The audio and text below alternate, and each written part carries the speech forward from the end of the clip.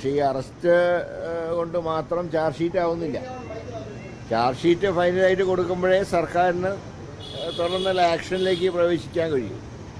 ഏതായാലും സർക്കാർ കാര്യങ്ങൾ നോക്കിക്കൊണ്ടിരിക്കുകയാണ്. എന്നാണ് ഫൈനലായിട്ടുള്ള ചാർജ് ഷീറ്റ് കൊടുക്കുക എന്നുള്ളതാണ് ഞങ്ങൾക്ക് അറിയാനുള്ളത്.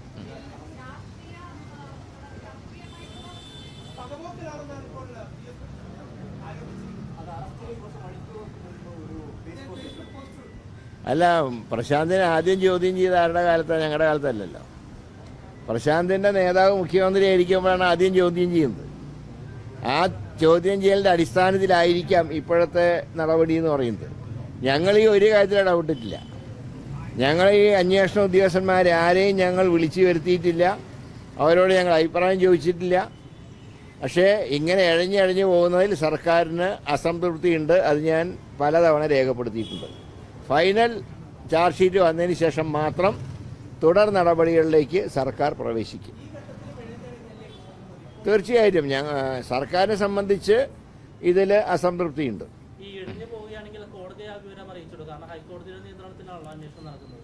ഇനി എന്താണെന്ന് ഹൈക്കോടതി പറയുന്നത് തൃപ്തി രേഖപ്പെടുത്തുകയാണ്. പിന്നെ ഞങ്ങൾക്ക് എന്ത് ചെയ്യാൻ പറ്റും? സർക്കാരിൻ്റെ അതൃപ്തി ഏതായാലും ചാർജ് ഷീറ്റ് ഈ മാസം ഉണ്ടാവുമെന്നാണ് നോക്കി. ഈ മാസം കണ്ടില്ലെങ്കിൽ സർക്കാരിൻ്റെ അതൃപ്തി സർക്കാർ അറിയിക്കും. സംശയമൊന്നും അക്കാര്യത്തില്ല. ഇതിങ്ങനെ ഇഴഞ്ഞു പോകുന്നത് വെറും കാഴ്ചക്കാരെ പോലെ നോക്കി നിൽക്കാൻ സർക്കാരിന് കഴിയില്ല.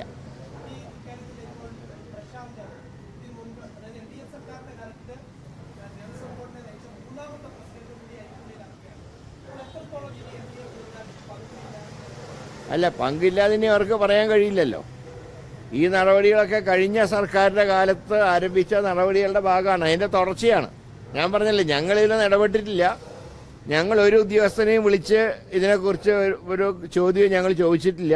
അതുകൊണ്ടാണ് ഞങ്ങളത് വെയിറ്റ് ചെയ്യുന്നത്. പക്ഷേ ഈ മാസം കൊണ്ടും ചാർജ് ഷീറ്റ് കൊടുക്കാൻ താമസിച്ചാൽ സ്വാഭാവികമായിട്ടും സർക്കാരിൻ്റേതായിട്ടുള്ള അസംതൃപ്തി കോടതി അറിയിക്കേണ്ടി വരും. ഞങ്ങൾ വെയിറ്റ് ചെയ്യാണ്. 31-ാം തീയതി വരെ എന്ത് സംഭവിക്കുമെന്ന് ഞങ്ങൾ നോക്കിക്കൊണ്ടിരിക്കുക.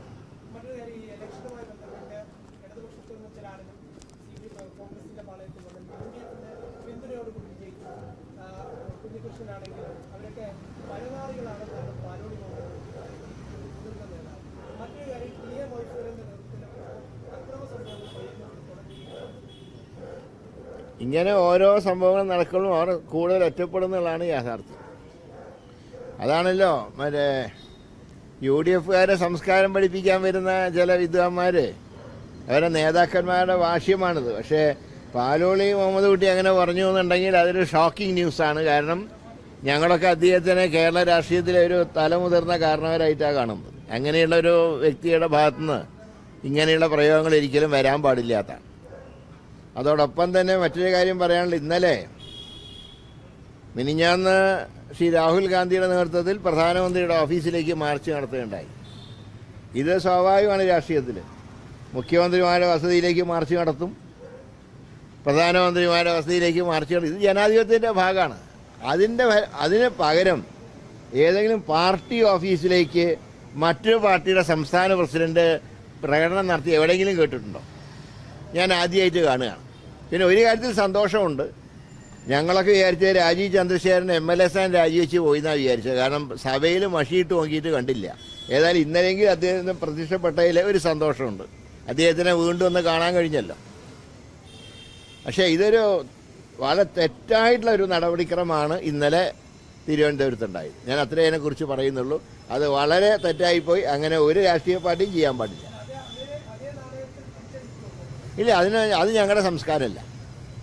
ഞാൻ പറഞ്ഞത് പ്രധാനമന്ത്രിയുടെ വീട്ടിലേക്ക് ഇനിയും ഞങ്ങളുടെ ജാഥ ഉണ്ടാവും. ശ്രീ രാഹുൽ ഗാന്ധിയുടെ നേതൃത്വത്തിൽ ജാഥയുണ്ടാവും. പക്ഷെ അതിനൊക്കെ തിരിച്ച് KVC ഓഫീസിലേക്ക് വന്നാൽ പ്രവർത്തകന് ആത്മസംയമനം പാലിക്കുന്നുണ്ട്. ഞങ്ങളോട് പറഞ്ഞിട്ടുണ്ട് ആത്മസംയമനം പാലിക്കാൻ.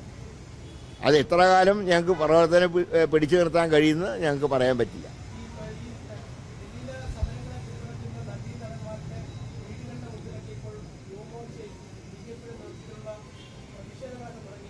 അല്ല, അവരെന്താ അറിയോ, അവരുടെ അകത്തുള്ള കാര്യങ്ങൾ പുറത്തറിയാതിരിക്കാൻ. കഴിഞ്ഞ ഇലക്ഷനിൽ ഒരു സ്ഥാനാർത്ഥിക്ക് കിട്ടിയ കാശിൽ എത്രമാത്രം അടിച്ചു മാറ്റി എന്നുള്ള ചർച്ചയാണ് അതിൻ്റെ അകത്ത് നടക്കുന്നത്. 10 കോടി കിട്ടിയോ 2 കോടിയെ ഫീൽഡ് ഇറക്കിയുള്ളൂ എന്നൊക്കെ അവർ തന്നെയാണ് പറയുന്നത്. ഞങ്ങൾ പറഞ്ഞു ഞങ്ങൾക്ക് അവരുടെ കാര്യം അന്വേഷിക്കേണ്ട കാര്യമില്ല. അപ്പോൾ അതൊക്കെ ഒന്ന് മറച്ചു വയ്ക്കാൻ വേണ്ടി ഇപ്പോൾ ഇങ്ങനെ ഒരു ഏർപ്പാടുമായിട്ട് ഇറങ്ങിയിരിക്കുകയാണ്. ഉള്ള സീറ്റും കൂടെ അടുത്ത ഇലക്ഷനോടെ നഷ്ടപ്പെടുന്നത് മാത്രമേ അവരോട് ഞങ്ങൾക്ക് പറയാനുള്ളൂ.